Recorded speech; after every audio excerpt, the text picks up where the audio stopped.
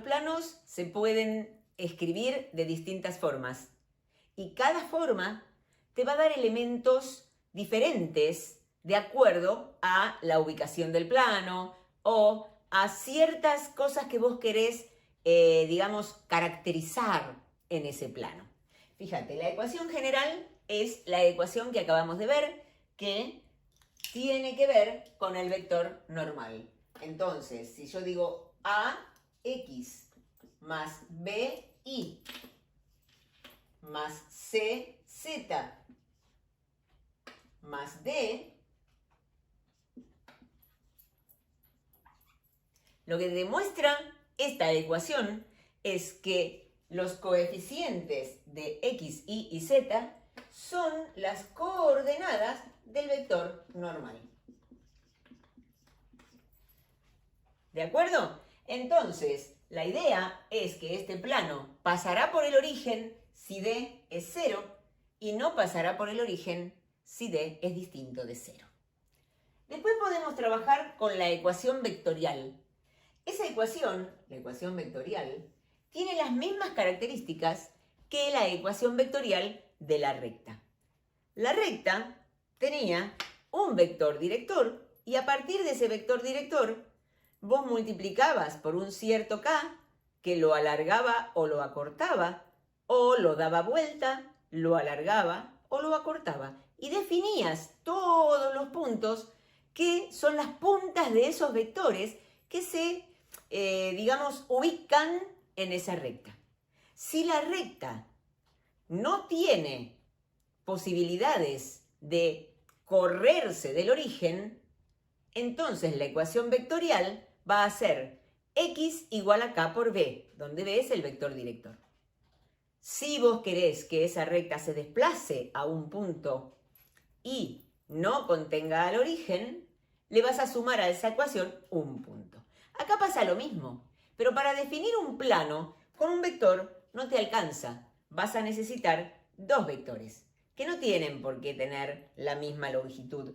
Yo puedo, por ejemplo, hablar de este vector y este.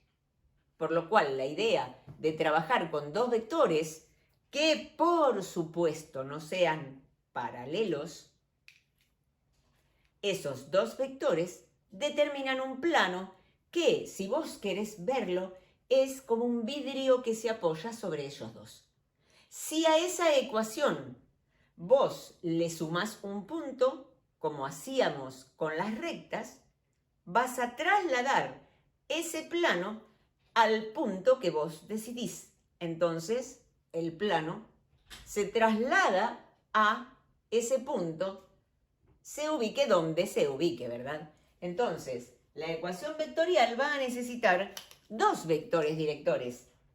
Entonces, yo voy a decir que un cierto x genérico, x y z, es igual a k por un cierto vector b más h por otro vector w más un punto, en donde ese punto lo que permite es un desplazamiento desde el origen de coordenadas en forma paralela. ¿Por qué? Porque si el plano tenía estos dos vectores directores, al sumarle un punto, la dirección que vos tenías del plano dado no cambia. ¿De acuerdo? Entonces, si los vectores directores son los mismos, el hecho de sumarle un punto lo que hace es moverlo en forma paralela. Así que la idea es trabajo con B y W, vectores directores. Yo voy a hablar de la existencia de dos vectores directores en un plano. Estos son vectores directores.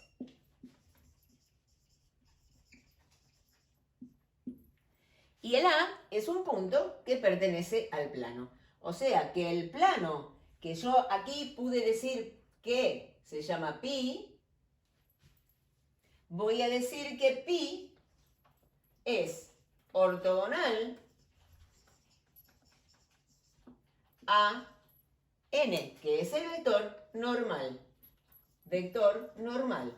No es lo mismo hablar de un vector normal que de los vectores directores. Yo puedo hablar de un plano con estos vectores directores, pero el vector normal es este que está aquí y no pertenece al plano. Fíjate que el vector normal siempre es perpendicular al plano. O sea, puedo decir que sí, es verdad que si yo considero solo este vector director, el vector normal es ortogonal a este vector. Y si considero solo este otro vector director, el vector normal es ortogonal a este vector. ¿Por qué? Porque nosotros habíamos definido el plano anteriormente como el conjunto de todos los vectores todos los vectores ortogonales a ese vector normal. ¿Te acordás? Así que la idea es, en la general, vos detectás cuál es el vector normal. En la vectorial, vos trabajás con los vectores directores. Y A es un punto perteneciente al plano. A pertenece a beta. Lo voy a llamar beta. 2 puntos. El nombre del plano no tiene un igual, tiene 2 puntos. El igual se genera acá o aquí. ¿De acuerdo? Genial. Ahora, la idea de trabajar con la ecuación segmentaria tiene la misma característica que cuando trabajábamos en R2. Nosotros decíamos que una ecuación segmentaria es x sobre a más y sobre b igual a 1 en las rectas. Acá le vamos a agregar la coordenada z sobre c igual a 1. Y la característica es que justamente esos números que están debajo de las variables x, y z son los cortes con los ejes correspondientes, que es el mismo razonamiento que nosotros habíamos hecho cuando hablamos de ecuación segmentaria de la recta. Entonces, aquí está el A, el B se ubica sobre el eje Y y el C se ubica sobre el eje Z. Y el plano que se determina es el plano que trabaja de esta forma. Fíjate, es un plano que se ubica, si querés, tapando el rincón. O sea, el plano tiene esta forma. Pero no es que es un triángulo, ¿no? No, por favor, no me lo digas. El corte con esta pared es esto, pero el plano continúa para allá, para acá y para abajo del piso, ¿verdad? Lo importante es que vos lo podés definir trabajando, dibujando esto y trabajando con la ecuación segmentaria. Lo que siempre hemos dicho es que esa ecuación segmentaria no se puede escribir si alguna de las coordenadas es 0.